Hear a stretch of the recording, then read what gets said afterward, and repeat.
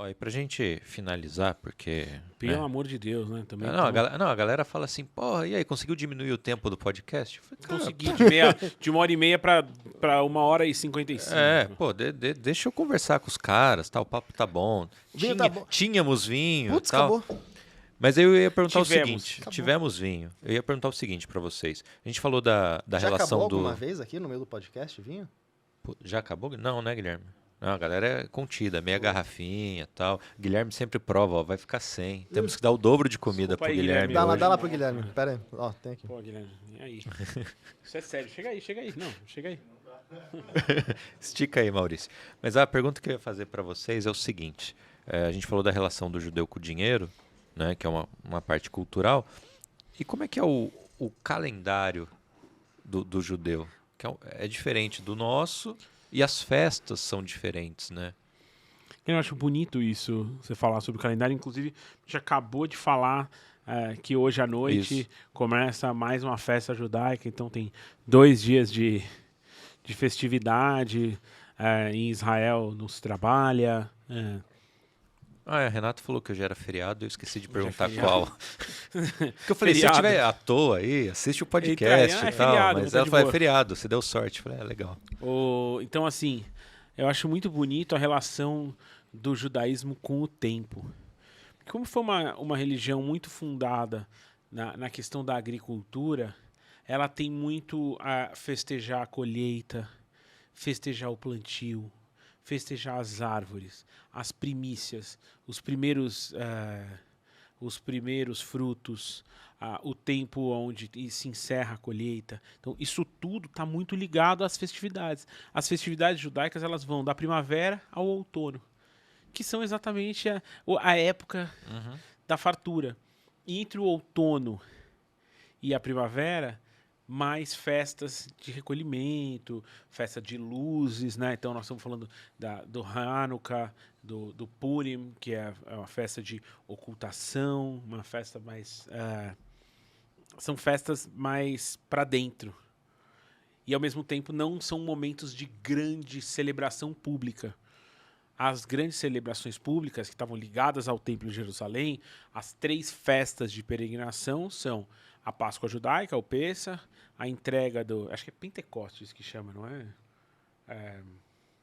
A festa de Shavuot, talvez. E por último, a festa das cabanas, quando termina todo esse processo e no outono do hemisfério norte, quando se fazem cabanas e se celebra as espécies, né? As 4 espécies típicas de Israel. Então, tá muito ligado à questão do tempo. Eu acho que está ligado ao ambiente, às estações. Acho a coisa do descanso semanal. Pô, cara, a religião judaica institui um descanso obrigatório. São 24 horas, 25 horas fora do ar, fora da natureza, fora do trabalho. Inclusive o descanso da própria natureza, né? Hoje está muito claro quando a gente pensa na agricultura, inclusive de uva, né? A terra precisa descansar. Em Israel, até hoje, existe o ano sabático. Foi ano passado. Inclusive, para nós, para o nosso negócio, o ano sabático ele tem um impacto. Porque, primeiro que Israel produz... É uma produção importante de vinho, mas é um país pequeno, não é que produz tanto vinho. E eles consomem muito vinho lá dentro. Então, assim, a produção, tudo aquilo que se produz em Israel durante esse ano sabático, ele tem que ficar em Israel. Ele não é exportado. A demanda, né? Então, é um ano que a gente não tem safra aqui. Tipo, a gente não vai ter a safra 22 de vinhos de Israel. Por quê? Porque poderia ter, mas não seria kasher. Então... O ano sabático, que lá em Israel chama Shemitah, é uma coisa que até hoje se respeita muito para todas as frutas. Isso é uma coisa que tá na Bíblia. É bonito, tal. Tem uma série de problemas também relacionados a isso. Tipo, como que vai conseguir fruta fresca em Israel durante o ano, sabe? Não se produz fruta. Tem que importar, tal. Mas tem embargo de não sei de qual país que não manda. É um problemaço. Problemas modernos. Mas a origem do negócio tá lá no nosso calendário, né? De 7 em 7 anos, a terra descansa. Não se produz nada. Por quê? Porque a terra não aguenta trabalhar o tempo todo. E parte disso, enfim, quando a Terra não descansou, é engraçado, né? Essas coisas um pouco difundidas. Tem um fenômeno do começo do século, não sei se é final do 19 ou começo do 20, que é o Dust Bowl, a bola de poeira no meio oeste americano, temos aquela região de Oklahoma. Cara, eles começaram a trabalhar a terra de maneira completamente absurda, retirando camadas e camadas, e plantando, e plantando, e plantando. Com a retirada daquela grama e tudo da terra, o solo começou a não puxar umidade de baixo e se criou uma bola de poeira que de Oklahoma chegou até Nova York. Cara, um fenômeno que expulsou as famílias. Isso mudou a configuração da geografia americana. Os caras abusaram do solo. Uhum. Mas assim, respondendo... Tomara que tenha algum especialista em Dust Bowl aqui no chat. O Mal, acho que ele foi preciso na resposta. Mas como tudo, né? Acho que tem uma resposta também objetiva. Tipo, como que é o calendário judaico? Lunar. O calendário judaico é lunar. A gente se baseia pelas fases da Lua. Então, enquanto o nosso calendário aqui gregoriano, a gente pensa no giro, né, da Terra em torno do Sol. É um ciclo solar. O calendário judaico ele é lunar. Tanto que a gente abençoa todo mês a Lua. Todo mês os judeus abençoam a Lua. Que bom que a Lua está aqui, continua girando e regendo as marés e trazendo frio e as estações. Isso é uma coisa importante na cultura judaica. Existem as festas, né, que, óbvio, são muito diferentes das festas tradicionais.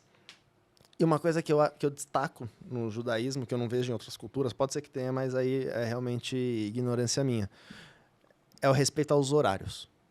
Então, existe o horário que o sol nasce. E a partir daquele horário, a gente pode fazer certas coisas. A partir do horário que o sol está no meio, a gente pode fazer outras coisas. Os dias no judaísmo, eles não começam no ponto máximo da escuridão. Eles começam justamente no ponto mínimo da escuridão. Então, a gente muda o dia assim que o sol se põe. Uhum. É aí que muda o dia. A gente virou o dia quando o sol se pôs. O sol se pôs... Novo dia. Mudou o dia. Então, só que isso são... A gente não está falando, é às 6 horas. Não, é 6:04 hoje. Amanhã vai ser 6:07. Por quê? Porque cada dia é um horário. Uhum. Hoje, na Europa, está anoitecendo 10 horas da noite. E aí o Shabat lá vai começar realmente esse horário. 10 da noite começa o Shabat, porque é a hora que o sol se põe. Mas termina às 11. Sim. Exato. E, então, eu acho que essa aqui é uma coisa que é bastante interessante, né? Tem o ciclo lunar, acho que tem os horários, tem as festividades, obviamente, que são muito... Né? A gente tem ali semelhanças e diferenças, né? Então, quando é a época da Páscoa cristã, quase sempre é a nossa Páscoa judaica que a gente fala, né? O Pêssar. Inclusive porque a Santa Ceia era um jantar de Páscoa judaica.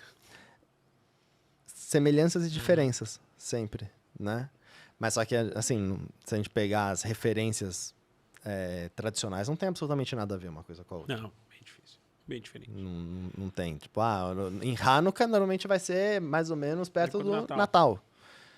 E aí tem a semelhança, né? Vamos ganhar presente, vamos trocar. Só que Hanukkah dura 8 dias. São 8 dias dando presente.